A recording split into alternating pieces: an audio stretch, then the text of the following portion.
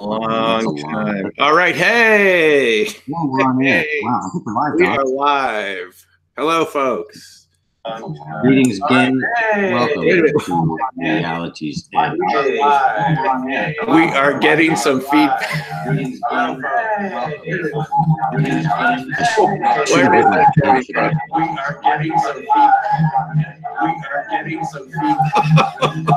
Guys, hold on a second.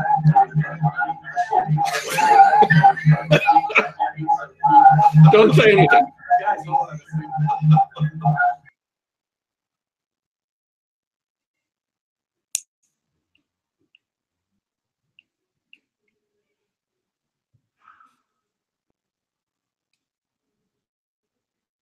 Can you hear me? You're sounding fine. I don't hear you. Your microphone's off. Now it's on. Okay. Can you hear me? Yes. How's it sound? Can you hear me? I don't hear you. Your microphone's off. Now it's on. You're sounding. I don't hear you. Your microphone's off. Now it's on. Okay. There's a tremendous delay.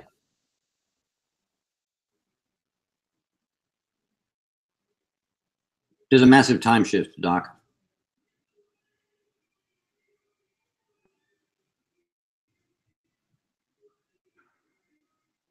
Your microphone is off, Doc, so I'm going to go because you're not speaking and I might as well speak. Our people are listening to us. Gang, this is Reality's Edge, where this is what happens in reality. Sometimes when you're on the edge, the communication bandwidth is a little different. It's a little different on the edge. So Doc and I have been exploring the topics, as you guys know, as our followers and fans have from the very beginning, of exploring what is this whole thing about. All the strange phenomena, CE5 contact, consciousness, to much, much more. There, Doc's mic's on now. Oh, it's off again. Anyway, we approach the topic of phenomenology and ET contact and all the strange stuff that appears on the edge of understanding from a consciousness perspective. And not that it's consciousness first or matter, energy, and space-time first. Doc and I, it is a tapestry. That it's not one or the other, or they're mutually exclusive, that they cannot be conceived of without each other. And that tapestry, things that we do and teach and talk about, like remote viewing, affect across time and space. We've talked about it before, how if I can touch a machine, a random number generator machine, they've done tests for 150 years, people can affect tiny little systems of randomness. It's a fact. Do the research, it's a fact. And if people can do that, if you can touch across space and time, there's a little bit of you everywhere, like they're talking about in this tapestry. And Ingo Swann kind of taught Doc and I a lot of different things, but you know, Ingo Swann's body is not here, but once his lump of body left here, he's a little bit more everywhere else. Here, and we're a little bit everywhere else. Doc, sounds good. Hey, sorry, we had a couple windows open at the same time, and we were broadcasting in loops here. So, yes, I like that, buddy. And you know, the micro PK thing, the PK thing, even if we didn't have anything else, it's one of the most flippin' fascinating topics on the planet. Even if we didn't have RV and UFOs and precognition and telepathy and dream telepathy and crypto creatures and strange aliens taking people up into their ships. Right into what we've been doing. Even if we just had PK, that alone shows us that the mechanistic interpretation we have is not quite sufficient to explain what is going on around us. And please continue. Please continue. I just think it's a validation of the theory that you and I have, that there's a real mechanism there. It's not spirituality. It's not evil. It's not biblical. It's not some paranormal force. There's a real mechanism of physics going on. There's a real, and you can trace it through the facts. And you can look at these studies. You can look at remote viewing. You can look at all these different things. But it's very apparent that consciousness is interwoven with the tapestry of matter. And that all of us, every day, we make little tiny random systems around us. And we kind of, as a group, we kind of create the reality that we want to live in, kind of collectively in a strange, cool way. And what's a really neat value lately my channel kind of went down for a while. I've been very secretive for a couple weeks. I've been involved in a lot of really cool projects. I've been involved in a secret project I really can't talk about, but it's dealt a lot with a lot of these issues, and it goes to the fundamental structure of the universe. And, the fractal nature of the universe. We've talked about how if, the universe really is fractal in nature, and our theory is correct, implications of that, there would be things we could look for in our universe. And if we really were fractal in nature, in this multiverse that you've kind of opened my mind to, if it were a fractal in nature, if we look to the tiniest scale and the largest scale, we would find ourselves center. We'd find ourselves right if we were fractal. And, if oftentimes we wonder, how can I see a distant location? How can I see a distant space? Or how can I affect a distant person? Or how can healing work across space? And it's because maybe, you're a little fractal over here, identical to someone else over here, and you resonate. And this is something you've taught for a long time, Doc, resonant viewing. You resonate with that other thing, you connect with it, and you get the information. Yep. And, the work I've been doing recently is this very strong validation of, and there, it's not about a person. It's not about, it's about the method and understanding what's going on, understanding the beauty, the majesty. It's so much more beautiful than we could ever anticipate. Yeah. And I think that, Doc, you've been so ahead of the curve and all this stuff. And in time, won't necessarily be maybe in our generation, but there will be physicists who will do the math and they'll get awards linking all these different things together and all that stuff. But, people like us are out there right now in the darkness on the edge of reality with, lanterns trying to tell people it's safe. Don't worry, it's beautiful. Reality is beautiful. Don't freak out. It's okay. Everything's safe. And that your thoughts matter.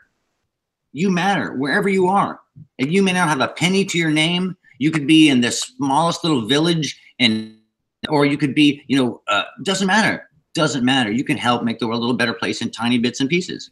And I think, this whole philosophy, this whole exploration, especially even if you go to one of the explorations, like remote viewing, it just teaches you so much about how beautiful the universe is.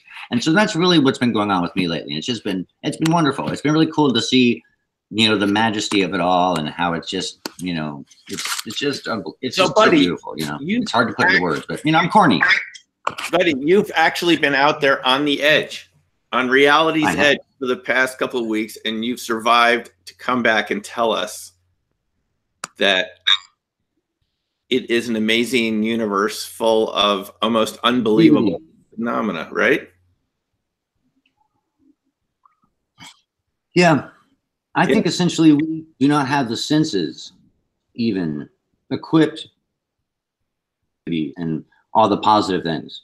We can try and perceive negativity, but there's zero there, I think, in the universe. I think it is beautiful, and I think we need to explore more. And we should, this is something that's been very important to you and I, Doc. From the beginning of our conversations, we've talked about, inspiring young minds. And we have physical education in our schools, PE, but we don't teach kids about their own consciousness and their place in the universe, and that they kind of have their thoughts matter and their feelings matter and and that we're all connected. And, all those things are really important lessons, and I think as a species, we're becoming adults. We're doing that transition period now, and it's a great time to look inward, and reflect. And people like us, and others who share our opinions, they're on the edge, are important, I think, especially now. We're doing important work, I believe. Buddy, you're bringing up an important point about the entire system we live in, which is it's geared towards averages. It's geared towards smoothing out the tails of any distribution of abilities and so forth, and reaching back towards averages and linear approximations. And the phenomena that we're talking about here, they're not necessarily strong, though in some people they are. but they don't fit that sort of normal distribution. I think folks know what we're talking about here, that kind of normal Gaussian distribution that we feel we have to apply to almost every phenomena, you know, that the bulk's in the middle and you get these tails at the end that narrow out, right? You know what we're talking about. And the thing is that, first of all, the tails are a lot fatter than you would expect, which means you get a lot more phenomena at the edges than you would expect if it was just a Gaussian distribution. And then a lot of these phenomena don't even fit a normal distribution.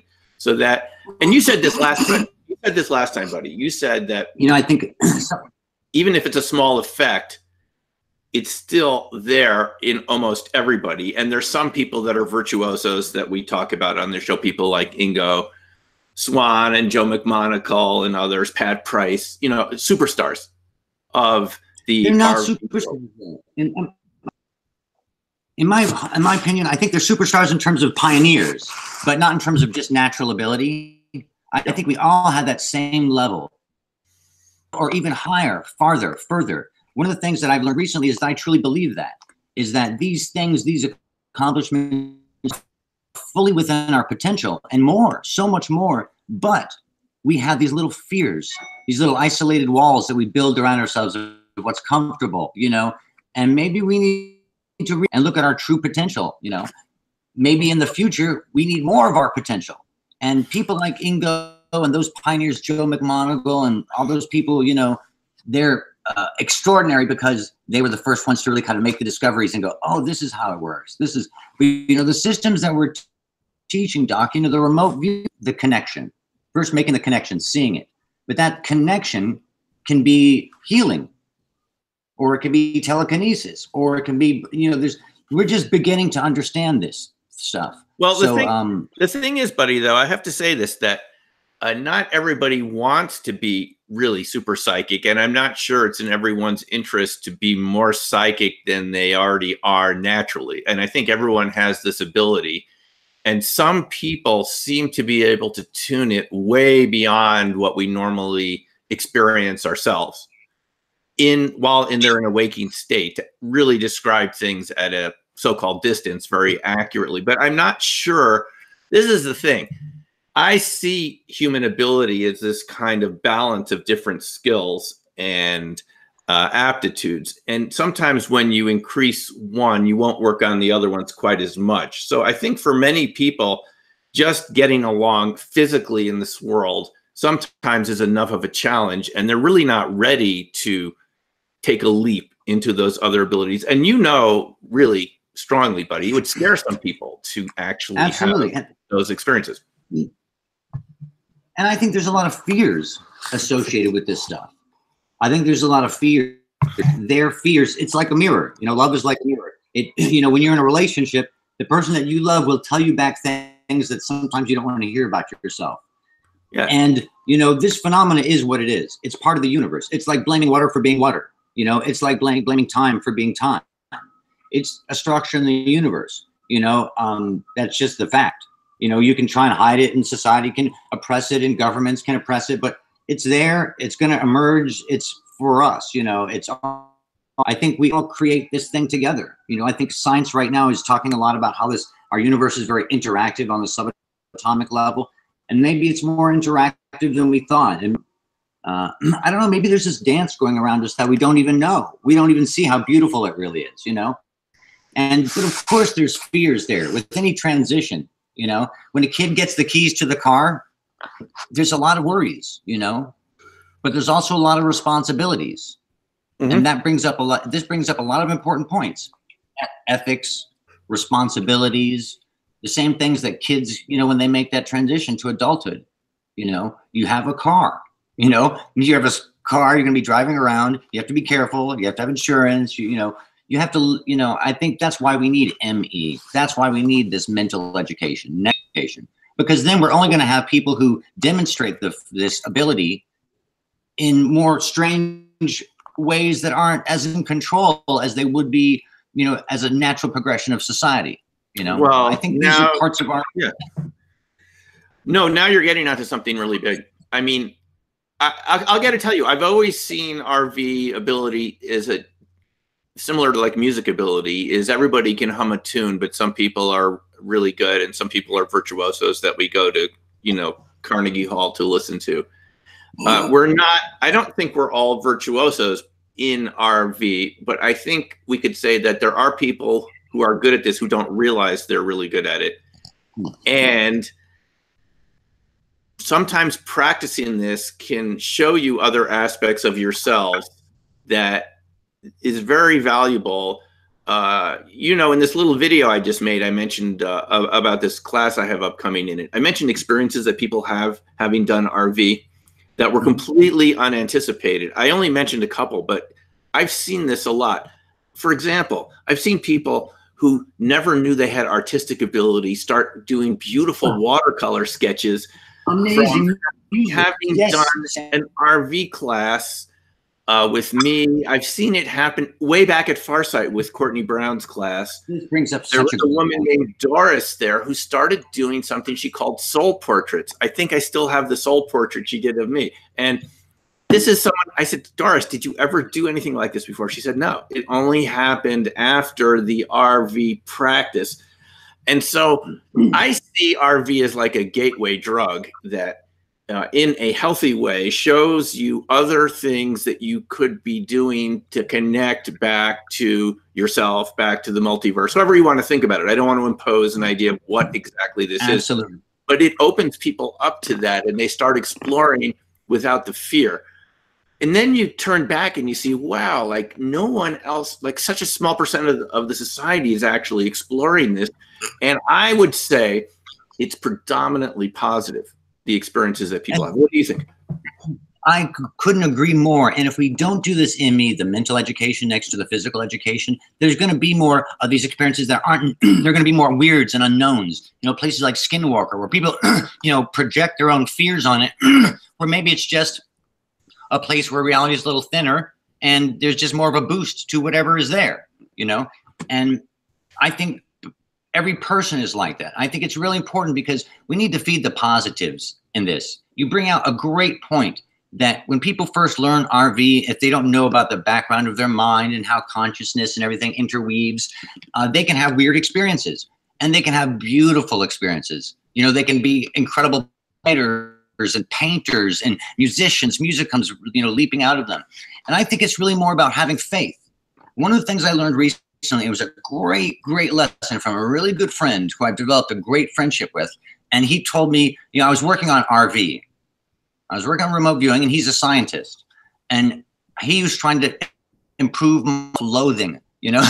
As a artist, I'm always in the process of self-loathing, which tries to keep me humble. And so, I kept hating loathing. Yeah. And I kept hating my work. And he says, buddy, you're not a fucking magician. You're a scientist. If you're learning, everything's an experiment and you're always learning, So I think we all are like that, we're not fucking magicians. We can't pull the bills, the payment for the car payment out of your ass, and take care of your kids' college education, just go easy on yourself and realize that, we're all scientists and failure's okay. But the thing it really taught me, Doc, here's the important part. The key part is once I realized that couldn't fail in front of my buddy as an experiment in this safe area, I couldn't fail. There's nothing I could do wrong. I try to fail big. I was going to go for it. You know what I mean? And I think if you have faith, and you can fail big, you can fail big. You can afford to dream even bigger. And you can achieve things maybe that you are completely outside of our potential only because we told ourselves they're impossible. So I think impossible lives in our fears. And that's something I learned recently. Whether this information comes out or not of what's happened in the past few years, but I think people like us in this work's not going to stop. They can't hide this work. Truly believe impossible only lives in our fears. Buddy, can you comment, and you could actually say, if you don't want to, have you been involved in experiments recently, PK and RV experiments? Are you allowed to say that, comment on that? Yes. I can't or who's involved, names or any of that stuff. Please do not mention any of that. But it's very positive stuff, and I think time will tell the test. So we'll see.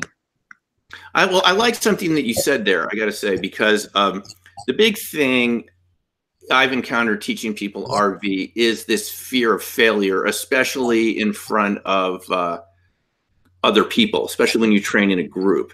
And the main thing is to realize that there's no failures, really. There are only outcomes. In fact, that's something that Tony Robbins used to say in his personal training classes. But I adopted it for RV. I mean, you have to talk to the guys that were in the military program. They had so many sessions they would do day in, day out for years, right? You must have some feeling of what that's like. And Lynn would always say, Lynn Buchanan, who I was fortunate enough to do some training with, right? He's a great RV teacher. He was hired actually to do PK initially, the micro PK, because he could affect things at a distance. But he would always say, it's just a session. A session's a session. And the main thing is not to learn about the target, because someone else probably knows a lot about the target. They want to confirm something or get something very specific. The main thing is to learn something about yourself. And you often learn more about yourself when the session doesn't go the way you expected it than the way it does. So there really is no failure in a sense. You know what? I'll tell you something, buddy. You know what Courtney used to tell us in the beginning, which really helped me? And this is helpful to anyone watching who does something like this, attempts to do RV or whatever you like to experiment with. He would always say, we know that this works. If you don't get the results you want, you can blame me, meaning him, Courtney, because as long as you stick to the sort of protocols that we know work, I'm the one at fault, not you. And that really helped me not to feel any sense of failure. So we would just like you said, we would go for it. And when you put yourself in that state of mind, you actually do things you didn't think you were capable of doing. That's really what helped me in the beginning. Yeah, and I think that's what a good child, receives from a good parent. That's what. Yeah. I don't know. Potential, and I just think we've so undervalued ourselves. We are in this kind of society now, and in the future, things aren't going to be maybe as luxurious as they are now. This little illusion we've created for ourselves could shatter quickly, and we'll need every bit of our potential. I think in the future. And so, Doc, I think our work's really important. We just barely survive. People like us, we go out there, still preaching about human potential and nothing to fear. It's all positive, and people like us, we're not, complete idiots. A little nutty. No, but a little on the spice. Yeah, we're nutty. I'm pretty nutty, but it's good nut. There's good crazy and there's bad crazy, and I think we're kind of good crazy, buddy. And I got to say, I love having our audience, our listeners here. We have the best audience on the planet. I'm convinced. I'm not saying that, guys, to butter your ego, but the people that we interact with on YouTube, for the most part, are literally the best, most informed people I've ever encountered, and I always enjoy interacting with all of you about this. But I gotta say one thing, buddy. Do you remember in previous episodes I mentioned seeing that PK guy in Japan, Psychokinesis? For those of you who just want to know what we're talking about, right? Remember I've mentioned this guy he was in southern Japan, and we went over there. And it was called the Magic Parlor, and the reason it was called the Magic Parlor is he had called it something like the Psychic Parlor, but the local magicians union had taken him to court because they said that he was doing real PK and not magic, and it was putting them out of business. Wow. So they made him change the name. The court made him change the name to Magic Parlor, but he did real PK. And I was just trying to pull up the photos a couple of seconds ago, but I couldn't find them, but I'll have them for the next episode. And he literally could take Coke bottles and turn them into like a liquid right in front of you, and then they'd be hard. He could bend spoons and things like. He could do levitation, and I can beat you one. Have you ever heard of the Hutchison effect? Yes. In fact, you sent me some. But I just want to say one thing about. Let's get to that in a second, because you just sent me some videos about that. So I'd like to hear what you have to say. But what he told us is it took him years to get this ability. He wasn't born with it. He had to train himself since he was a kid, making insects turn left or right with his mind, right? And then he said it wasn't an innate ability. It was something that he had to work at and work at. But when I asked him what the basis was, he said quantum mechanics, that the basis of everything is just energy. And I did actually feel him run his hand over my arm. He said, hold on a second. And it was like pins and needles going. I could feel it. There's no doubt. It was like some pressure.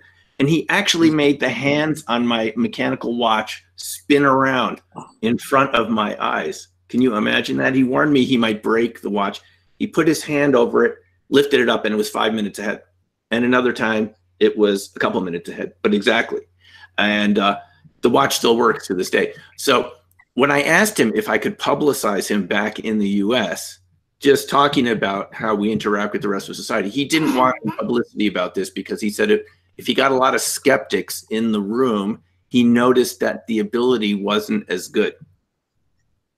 So it wasn't the ability. Yeah, I've seen this close up. I have this. He was able to levitate a cigarette in the air and make it go into my shirt pocket from a distance of about 15 feet. It came like a missile across the room and turned right into my pocket. I saw it. It's real. Yeah, you saw real magic. You saw real magic. Yeah. Real magic. It was the real deal. And I was told the head of Sony at one point had a huge interest in this sort of phenomena, PK phenomena, psychic phenomena in general. And they came and filmed this guy with their best camera at 10,000 frames a second. And while they couldn't prove how he did it, they said there were no wires, no signs of trickery, anything like that at all. There was no fakery going on there as far as they could tell from their cameras. So that was my direct experience with someone doing PK. And I got to tell you, buddy, the first time I saw that, I actually went back another time and saw him the second time, but it left me with a really strange feeling, just like the first time I did RV. Like, what was this? How do you explain this? It's really weird. But you just sent me some stuff from John Hutchison. Now, what is going on with that? I watched some of the videos. What is your feeling of what is going on there? Well, I believe it's exclusively a PK phenomena. I think that there's a lot of misinterpretations that the machines boosted it or something like that. And I think a lot of the military just put that in vain. I think he's a sly fox. I think if you look, if at first glance, the material looks because it's old footage and all these different aspects to it. But if you watch the summation of the footage, it is jaw-dropping, reality-bending stuff. There's a piece of metal and burn and turn. There are pieces of metal that will snap. You will see pieces of metal that turn into jelly. You will see all sorts of, each one of these qualities, these varied qualities, these mysteriously varied qualities of the Hutchison effect are in fact, each aspect of each sample was a different fascination of his mind. Right. He was really fascinated with monopoles, magnetic monopoles. They don't exist. It's impossible. It's impossible. Well, impossible only lives in your fears. And he made a magnetic monopoles. I see. He said you can't bend, you can't bend metal with your mind. So wait, let's go. He did it all with his mind. Who is John Hutchison, for those who don't know? Can you give us a little brief introduction? John Hutchison is this inventor guy out of Canada. And he was known for something called the Hutchison effect that got all of the governments very, very interested in it. Governments around the world. So anyone who says he was just a nut and crazy and nothing was going on, maybe they should do a little tiny bit of research. But what was going on is there's these tons of videos and tons of witnesses of metals in this. This guy was a very colorful character. Yeah. He collected surplus military electronics and he stacked them up in his place like a hoarder and went in between the stuff. And basically what I suspect happened was when he was a kid, he discovered he had PK level. And he was trying to rationalize it to society and say, I'm able to do this stuff. What's going on? And so in his mind, he constructed these equipments and these different waves and all these things help him do it. But in reality, it was really always his mind. And the equipment was kind of like the magic feather, that someone in those classic stories that gives someone the faith to believe that they can do it. And then the end of the story, they never needed the magic feather. That's his magic feather, all the machines. Nothing else on the planet can gellify metal. And I can show you different pieces of metal, how he did it and what he did. We could walk through the process. It's really fascinating stuff. If you listen to him and watch him, he has this little smirk on his face even too, because he wants to twist and wind up the scientists and get them fascinated, because he was reading all the magazines, what was interesting, you know, so he threw it out there for them. He was transmuting metals, literally. This stuff, you do the research and you can see he was literally transmuting metals. These samples are out there. There's a lot of these samples. You can see them yourself, make your own judgment. Well, you know, it's funny. I was just I was just reading about this in John Alexander's book Reality Denied, which I got from him at the last SSE conference, you know, and I'm usually a couple months behind my reading. And he showed some pictures here, which I can't find. Oh, here it is, the Hutchison effect of all these bent metals and screws, and that's Hutchison. Yeah. So is this, buddy, is this PK, or is this a variety of PK? What do you think? I think that is PK from the mind of a gentleman who is really kind of like us in a weird way, on reality's edge as a pioneer thinker. You know, I think he discovered that he had PK as a kid, and it created a mental illness. It created an agoraphobia for him. And because he is held in things, and he wanted to prove this to science so much, I think he's just a tiny sliver of the type of ability, I think, everybody. And it's a little scary when you think about that. Oh my God, you can explode metals. Take a breath for a second, everybody. Take a breath. You know, this for chaos of the universe, a complete chaos and disorder of the universe, life emerges, this wonderfully ordered, beautiful thing. And if we all communicate and talk and allow each other to create and do beautiful things, I think it's better of a world than if we suppress each other and say, you can't do this, I'm scared, I'm scared. Maybe it'll be a more beautiful place. That's my position. I think everything he did was from his mind, period. I believe he had mental illness, and so it came out in extraordinary ways, in incredibly focused ways that are can be achieved by people. But you know, he also had some difficulties because he had, you know, an illness. But I think he also too is a pioneer and someone who should be. He had to do what he did. He had a coy little sly fox smile all the time through a bunch of this stuff. Yeah. Did he say what he thought he was doing? What was his explanation of what he was doing when he was bending these metals? And he would not acknowledge PK. He didn't want to give the military any insights into what was really going on, but he wanted to fuck with their minds a little bit. He put wood inside of metal. He's, you know, he did everything, even turned metals translucent for a second. But I think this goes to our potential. I think this all goes to our potential. We do amazing things now. I'm talking to you across the world live right this second. That's scary powerful to some people. Scary just powerful. As scary as exploding a piece of metal next to me. It's witchcraft. Right? It's magic. Buddy, you mentioned something a few minutes ago that I have to go back to, magnetic monopoles. It's something I've been studying in relationship to the weird electronic effects we see around crop circles.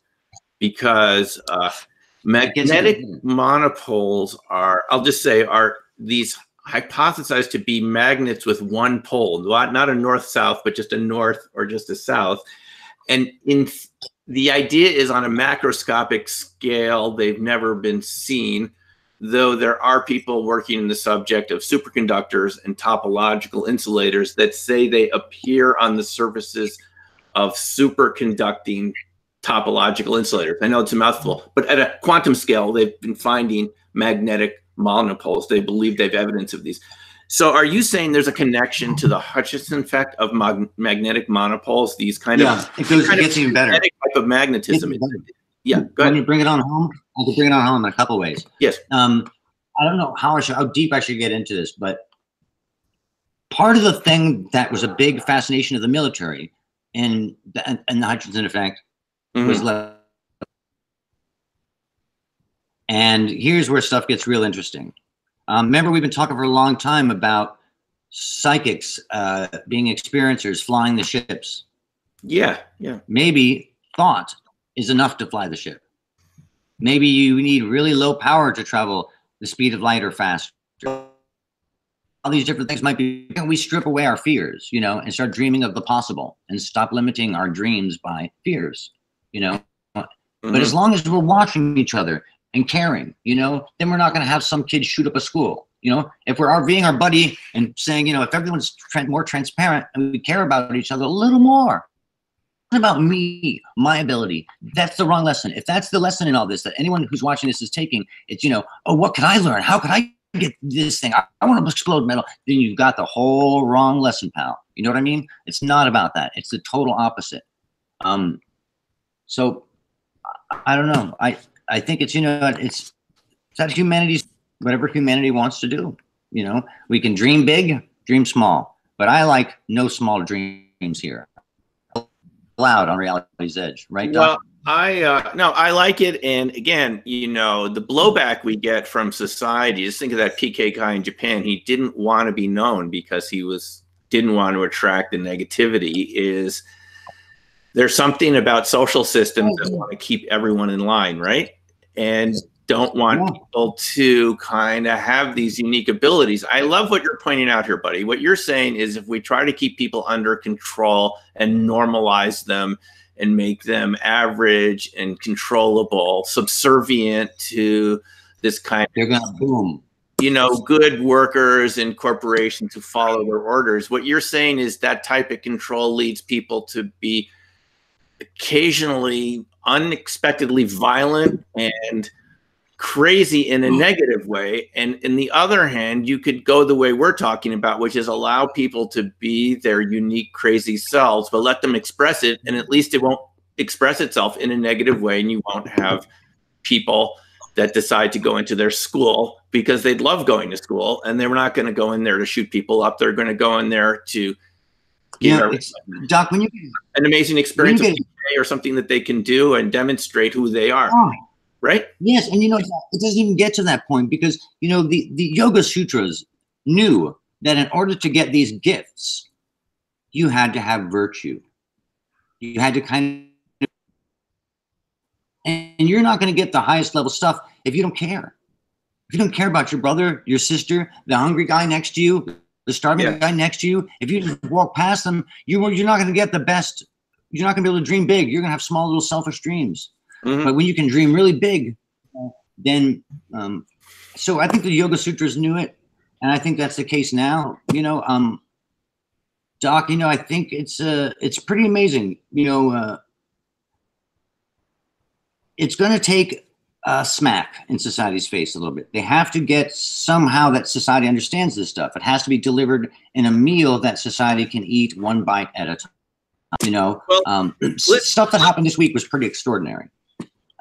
But everyone can do extraordinary things. You know, buddy, this is not unique to this area. You know, what I love finding are parallels in science history where you get this resistance to any new ideas and new possibilities. You know, this is true. It's not just this area of psychic phenomena. I sit at this little park on my corner over here called Galileo Park. Oh, yes, yes. Mm-hmm. And I sit in this big foundation stone at Galileo Park, and I meditate there. And it has all the stars and the planets, and I see the kids in the summer leaping through the spraying water, you know, between the planets. And to me, that says it all. I'm sorry, I just unplugged my computer. Yeah, no, it's true. But, you know, I wanted to get to that. Who was it Enrico Fermi or someone who said that scientists don't change their mind, they just die off? The older scientists who say it's impossible. And everyone, even the scientists we know and love, Albert Einstein and others, were completely wrong about some topics about physics, black holes, and many other subjects that they just couldn't find plausible. I mean, imagine what we're talking about here and just take subjects like black holes or, you know, Big Bang, cosmic expansion, all these different things that blew people's minds, even recognizing that the Earth was round, that we weren't the center of the universe. At times, this caused the same sort of conflict that we see here, the same sort of mudslinging and negativity. And it usually turns out that the people proposing something new turn out to be right in some way, shape, or form. But it's all these economic incentives. Let's be honest about it. The people that are already ensconced in their comfortable jobs with one point of view do not want to change that point of view at all. And there's one way to change. I have heard people say that at these conferences, they've heard their academic colleagues say to them, what you are saying could be true, but if it was, I'd have to change my whole viewpoint on reality, and I don't want to do that. That's how lazy they are. So we're basically talking about laziness and economic control. And that's really... I refuse to believe it, Doc. I refuse to believe the economic control. I refuse to believe all these power structures. Kids, they all have an opportunity where they can talk all the bullshit and intellectual crap that they want, you know, to their peers and their colleagues and their intellectual circles. But in the end of the day, they go home to their kids, and they have to go home and look at their kids in the eye and say, do I want my kids to have the best chance at survival? I don't know. Choice. You know, Doc, we just can do what we do. You're talking about a kind of a blackmail system where people, once they reach a certain position in their professions, are basically never going to be advocates of change again because they want to be conservative and keep the gravy flow coming in their direction, and which means that none of the institutions around us will ever take the lead on this. And this is why I think scientific progress and change always starts in a small way with a group like what we have here, with the listeners here, with these conversations, where we say, look, we've got data, we've got evidence, we've got, let's put it as simply as possible, we've got experience that doesn't fit the conventional worldview. And what we're talking about here is lots of evidence and even personal experience you have had. It's not spiritual, it's not spooky stuff. Doesn't fit what we're taught. And people went through this, I've always mentioned this 500 years ago, challenging what Aristotle said, who didn't believe in vacuum spaces, didn't believe in lots of the principles that we believe in now. It was kind of teleological and philosophically based. And you know, buddy, I have to tell you, people back then in the Middle Ages, late Middle Ages, even into the Enlightenment said, it doesn't matter what I see in front of my eyes. That's not evidence. What is evidence is argument.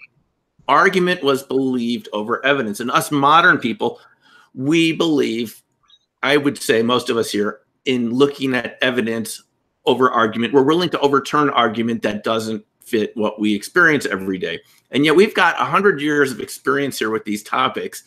And we've got a ton of resistance and basically people ignoring it. I don't think there's any important National Science Foundation grants at all in this subject matter. Just look at all the challenge Dean Radin went through at the University of Nevada, Las Vegas, with his psi research. I mean, he ended up losing his job over it, and he wasn't the only one.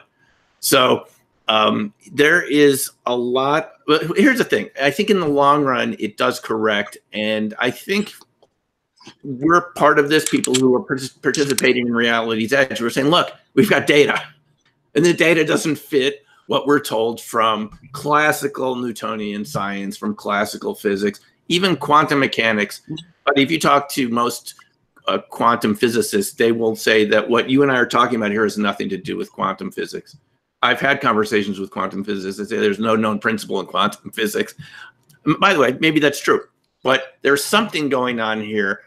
I go in the direction of multiverses and the way multiverses interact and impinge on each other, fractal multiverses, but that's just my point of view. There are other ways to look at it. I think that it's a tapestry. You know, I think that consciousness is interwoven. I think it goes back to stuff that simple, but, you know, each person is going to have their own perspectives and how they put that into a greater world, superstructure, and, you know, but it doesn't matter. I think the message is clear. You know, the RV is about being empathetic. Dating with someone else. That's right. You've said that. And all of these things they're not about fearing these things because they're about empathy. Right. You can't get them if you're not empathizing. And it makes society better and better. And we have to look at the technology. And look, as technology gets more and more powerful, fewer and fewer people can do greater damage with less and less. So if you're worried about human potential destroying things, I would be a little bit more worried about technology. Maybe human potential needs every ounce it can get. Overcome the dangers of technology, which is a separate beast. And I think that, people are going to look at us, and they're going to look at the conversation about Hutchison. They're going to look at my words. They're going to say, can these guys turn metal into Jello? That's dangerous. That's this amount of energy. Or, people are going to look at people who demonstrate PK. There's Joseph Gallenberger at the Monroe Institute. He's had 90 PK trips to the casinos, and they won like 80 in a row. But they're not going to capture him because he's not jellifying metal. But everyone does this, and we do it every day anyway. Kids are remaking our future, and we don't even know about. And it's okay. Buddy, we cannot cover this subject without mentioning Paralabs at Princeton, work of Robert John and Brenda Dunn, because they did the work with micro PK. I just want to say for those watching, this is very important also. The micro PK, not something that you can see physically, but being able to influence electronic circuits, random number generators, a whole variety of random processes. And they were able to show that when a viewer, a participant interacts with the machine, attempts to make more ones than zeros, you get an effect. More towards ones, and bonded pairs were even stronger than one person at a time. Couples. Of course. Influence. And the results they got, and again, I don't have the slide right here, but it was on the order of many billions or trillions to one that you could get this by chance. In other words, you'd have to do these hundreds of thousands of trials over again, billions of times to just get that result again, which for us. I was involved with that. I'm going to be frank, and I'm sorry to interrupt. But that's just a validation of all this theory. Stuff that I've done recently kind of goes exactly to this point. Yeah. I've been able to affect, true random event generators, random number generators, other things. And I think this should be a surprise to anyone. I think it's just a little bit of a faith lesson. I think it's ultimately about opening up those little pathways of empathy. It's about empathy. It's not about hate. The power doesn't come from hate. It doesn't come from bringing up anger in you. It doesn't work that way. No, I think that's a very good point, buddy, because what you're suggesting is there's not any extra special property. What we're talking about here is empathy is a type of something that we can feel, ability to tune into someone else's feelings. And perhaps you can tune into a machine, not the machine's feelings, but its resonance, and kind of have an interaction with us. And, we should bingo. The basis of how radio works. Even this internet we're communicating through right now has to resonate at the quantum level, or we're not going to get the signal communicating. But I wanted to say one thing before you continue is the guy in charge there, York, who I've met many times at the SSE meetings, very smart guy. He was in charge of answering critics of the Paralabs micro PK studies about their statistical models, or maybe something they were overlooking, or some flaw. You don't understand. Was there some other explanation besides PK that would explain the data? And I said to York, did anyone ever come up with any argument that even remotely made you doubt the PK experiments? In other words, did someone come up with a counter argument? It happens sometimes in science that was another explanation instead of what the PK explanation, the one that Paralabs thought explained. And he said, no, I've never seen anyone really challenge it in a way that would make me think, oh, maybe there was something else going on. Like, they would argue like maybe the machine was interacting with the person through some like physical vibration, some other counter explanation, temperature, just some other. There was never a good one, according to him, even though the results weren't always replicated. But again, we're just mentioning the Paralabs because it's another 20 years of experiments that show that you know why Paralabs started, by the way, buddy? You know the origin of it. It came from McDonnell Douglas being concerned about pilots affecting their aircraft if they got upset during the flight, right? The fighter planes and so forth. I mean, this is going back to Nimitz and Tic Tac as another subject. But if McDonnell Douglas if they created too much interaction between the pilot and the electronics directly with a helmet or something, they were concerned that if the pilot got into an emotional state, would the plane nosedive or go out of control, or would the missiles fire accidentally? So they sort of wanted, just like SRI, they wanted to disprove it. So they didn't have to worry about it. And they didn't find that the pilot would affect their electronics that way, but they found a PK effect. They found the effect that you are aware of. Yeah. You know, I just think this is like anything else. It's another sense. It's like trying to ban whistling or trying to ban speaking, because speaking can build communication, and they could talk and they could share ideas. If they speak, they shouldn't be able to speak because they can share ideas. You know, or they shouldn't have hands, opposable thumbs. Humans should not have opposable thumbs. They can build stuff, and they can communicate, and they can do terrible, dangerous things. You know, let's get over it, guys. It's not satanic. It's not paranormal. It's not aliens. It's none of that stuff. Get over it. And, you know, basically people who, you know, I don't know, Doc, there's a lot of work for people like us to do. There's a lot of work to do right now. And a lot of work to do. There's a lot. Hey, everyone can participate in this. Buddy, we have a lot of comments in the chat room, and I think we should. Oh, wow. I can't see anything. I can't see anything, Doc. I'm so sorry. I apologize, everyone. I didn't see any comments. It doesn't show up on our screen. I have a second computer going here, my laptop, and I'm seeing the comments come in there. Hey, everyone, just want to say we do appreciate your comments. I can't see any names or anything. Yeah, it's not showing up on our screen. You need a second computer running the channel with the sound off, so you don't get the feedback like we had at the beginning. Boy, that was something. Let's just look at some of them. How about that?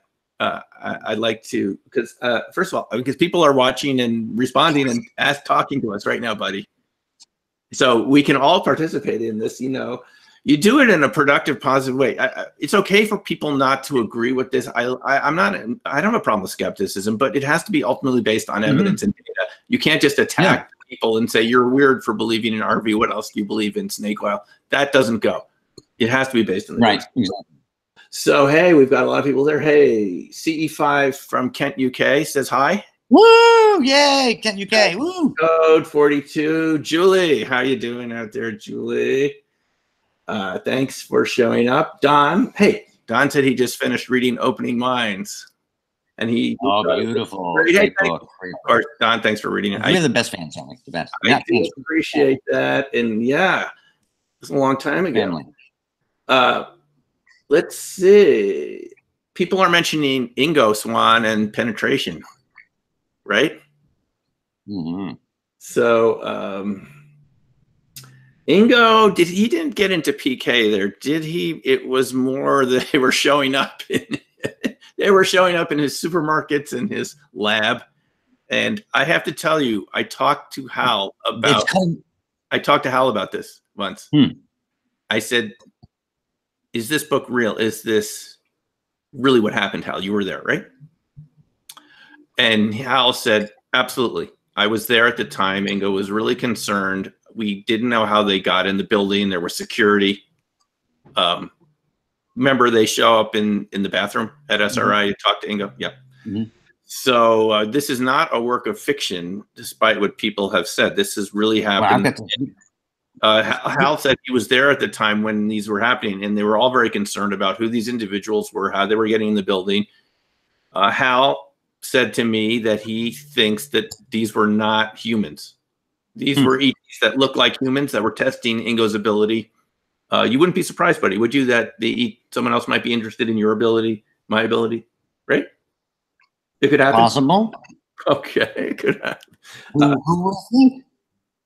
So let's see. Any questions here? Put them in the chat room. So answered everything.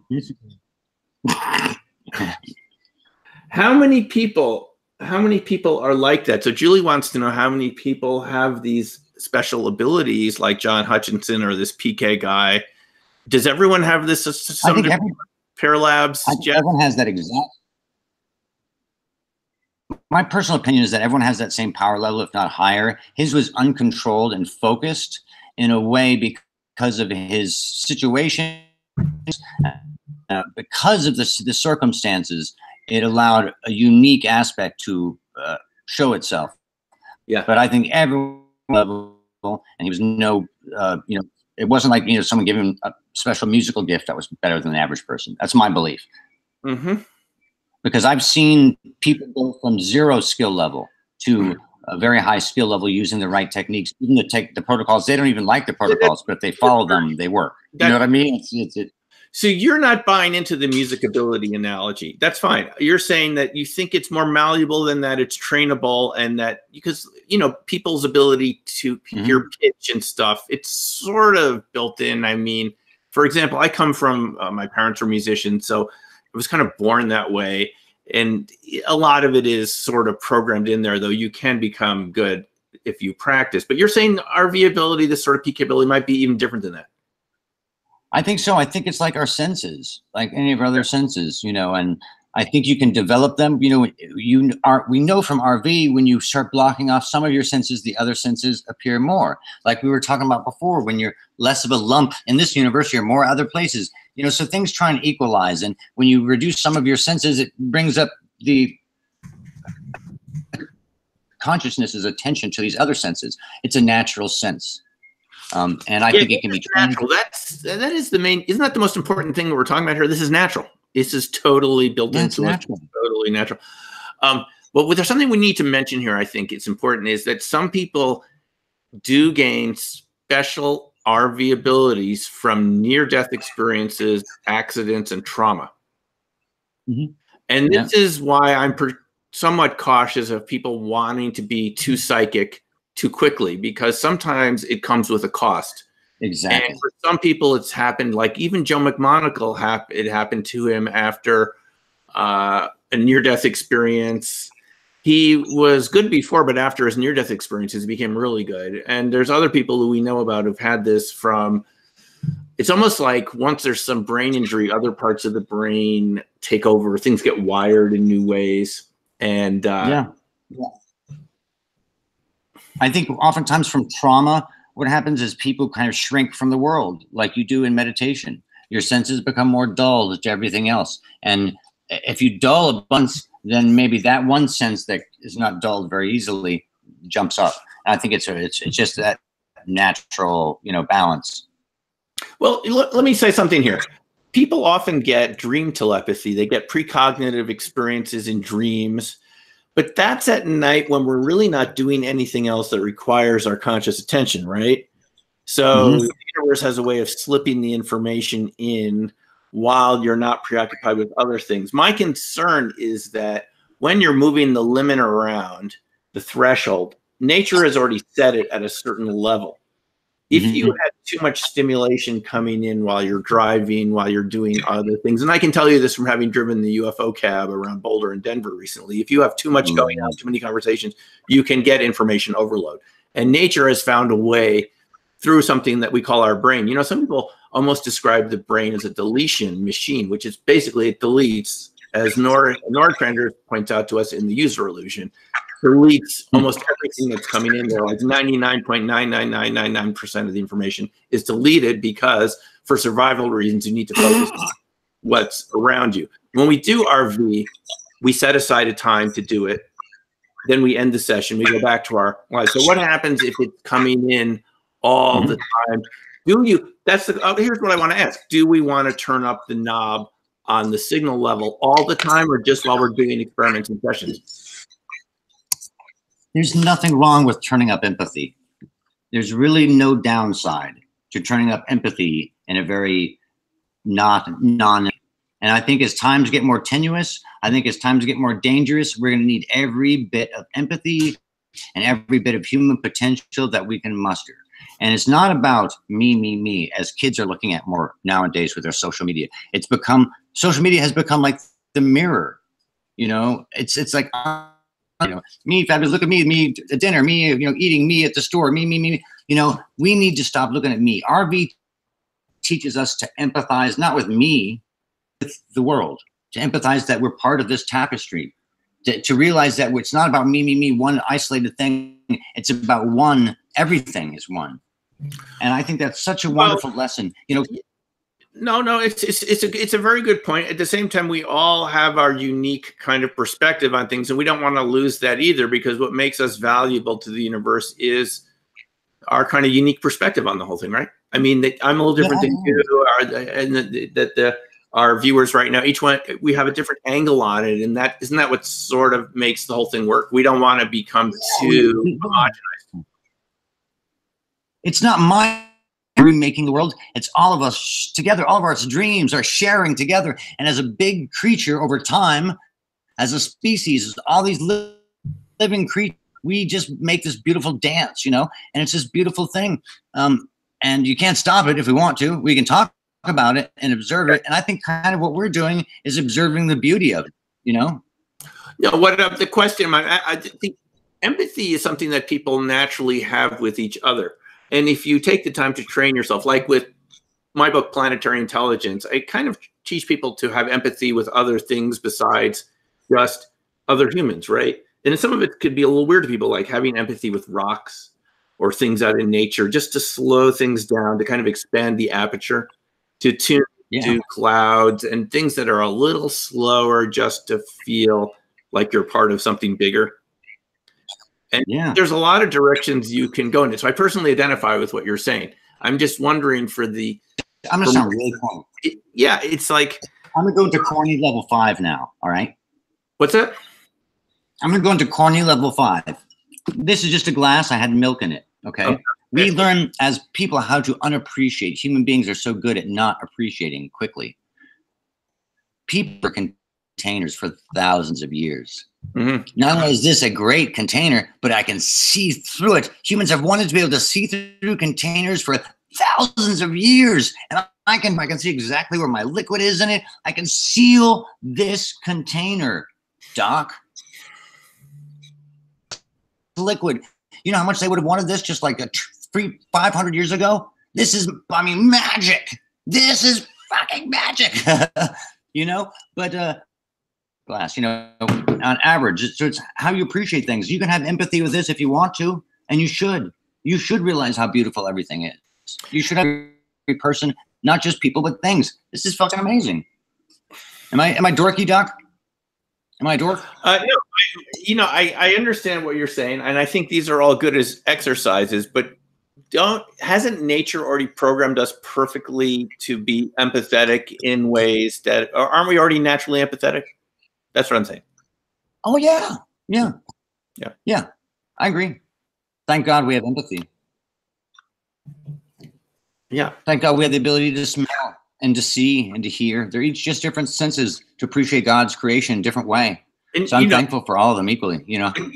It's interesting what you're saying, buddy, because, you know, when people join the military, anyone who's ever watched or who's maybe been part of the military, I haven't, but my dad was in the 1st Infantry, and I've known a lot of people from Vietnam. The military trains that empathy out of you because it's not, for most of us, it's not easy to just kill another human being, to oppose another human being. We're naturally sort of cooperative, right? And that empathy has to be trained out of you so you can just follow orders and kill another human on sight, following orders without paying attention to your feelings about it. And of course, this is why when these soldiers come home later, they sometimes commit these random violent acts against their spouses or other things, right? Or because they've had that empathy out of them. You have to learn how to feel it again. It's what makes groups work. It's what makes mammal to get, you know. You know, when the mother lifts the car off the child, you know, how many stories have you heard of those different things? Yeah. It's not that she has empathy for the car. She has so much empathy for her child that no car is going to get in the effing way of her. Right. You know what I'm saying? So, Doc, you know, we just got to keep shining the light as bright as we can, as loud as we can. Yeah, no. And you know, I'm just trying to work with you. I'm so thankful to work with you. I'm so thankful to have the benefit of your thoughts and insights. Thanks. Thank you, buddy. You too. I feel the same way. I want to point out that we have some support coming up in the form of a new movie called Third Eye Spies. Do you know, you talked with Russell Targ not too long ago on your Alien Protocols channel. You did a great interview with him. I really enjoyed it. I think people should, if you put it up again, if you put some of your videos, people should watch it. When is that movie coming out, according to your best information? I think it's out now or really soon. I think it's a must watch for, you know, our circle, our friends. Yeah. And I can't wait to see it. So I'm excited. I'm really excited. If I break out, for some reason, my signal has gone from 4 balls now down to 1. So you're breaking in and out. Great. We're going to have to work on that, but we can resonate, we can empathize, and we can make it happen, buddy. Like we always do. I have to say about Third Eye Spies, I've seen a couple versions of it years ago. It's been in production for quite a while, and it's really good. I'm sure they've made it even better because it gets into the whole secret history of how the CIA created this, their own suspicions about it, and some of the best cases that are publicly known, buddy. Yep. Of successes in this world. CIA. It's so cool. It's a must watch.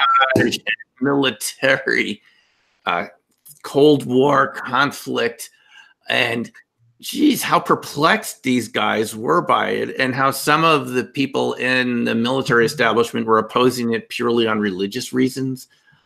Yeah. But I think if you watch, still the same nowadays, fear. Yeah, fear. If you watch Third Eye Spies, I don't see how you could ever make the argument that there's no evidence for this phenomenon, or that it's not even really strong. It's super strong. Just look at some of these cases. Kit Green has talked about it. He was one of the early sponsors of the program. But it just, the reason I like the movie is it presents it so graphically. You see the drawings and their interviews. Russell and his crew traveled around the world to interview these people. There's even Uri Geller's even in the movie. And the people who work at the CIA are there, who are retired now, Ken Kress and others. And you really get to see it from a lot of different points of view. And you can see they're dealing with this real conundrum, because it works. But now, how do you deal with it? How do you use it? How do you control it? And so I really recommend that when this movie is out, I believe it's going to be released in movie theaters. Am I right, buddy? Or what do you know about it? I'm not sure when the release date is. I thought it was right around now. So I'm not really certain. We'll have to just go and just Google it and see what Google says. But okay. Doc, this has been a really powerful culmination of an episode. Yeah. It's been great talking with you, buddy. Thanks for everyone for your comments and your participation. And we'll be seeing you guys on Reality's Edge. Thanks again, and we'll talk to you soon. Take care for now, and bye-bye, guys. See you on the edge. Resonate.